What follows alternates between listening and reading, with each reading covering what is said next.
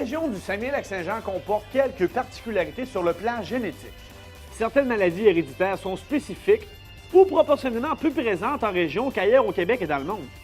Ce qui fait que la région est un terreau fertile en matière de recherche en génétique. Mais sachez que ces particularités n'ont rien à voir avec la consanguinité. C'est un mythe à abolir. La nature des travaux de recherche qui sont menés dans mon laboratoire ont une certaine originalité, mais ils ont aussi une complémentarité avec d'autres chercheurs, que ce soit au niveau du Québec, national ou international. Je dirais que ce qui est unique, c'est évidemment l'avantage que la population du Saguenay-Lac-Saint-Jean confère à un chercheur en génétique, c'est-à-dire le fait que certaines maladies ou mutations auront une fréquence plus élevée que dans d'autres populations. Alors ça nous donne accès à des échantillons qui sont uniques et donc, par exemple, l'étude sur l'acidose lactique où identifier la mutation n'aurait pas pu être menée ailleurs. Les gens travaillent à identifier des gènes, des défauts génétiques qui sont associés à des maladies. Puis, après ça, on tente de mieux comprendre qu'est-ce qui se passe quand on a une mutation pour mieux l'intégrer à la biologie du trait ou du mécanisme. Puis, tout ça, c'est dans une option d'améliorer la qualité de vie des gens qui sont atteints de ces maladies-là. On connaît beaucoup la génétique traditionnelle qui cause certaines maladies génétiques. Ça va, je pense qu'on connaît bien ça. Mais la science, en fait, évolue assez rapidement dans ce domaine-là. Et puis maintenant, on s'intéresse aussi aux événements épigénétiques.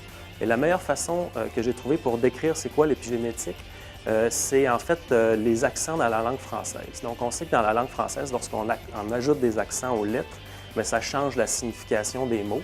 Comme par exemple, si on prend le mot tâche, ou tâche, donc seulement ajouter un accent circonflexe sur le A, on change complètement la signification du mot sans changer la séquence des lettres. L'épigénétique, c'est un peu la même chose au sens où on va ajouter des accents sur les gènes et en ajoutant ces accents-là, on va en fait changer la signification des gènes.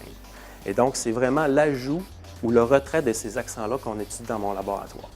Ce qui me passionne là-dedans, c'est vraiment la découverte journalière qu'on fait. Ce qui nous amène à découvrir autant de choses, en fait, c'est l'équipe qui nous entoure. C'est ce qui est passionnant, c'est de travailler avec les étudiants, avec les professionnels de recherche pour arriver aux objectifs qu'on s'est donnés.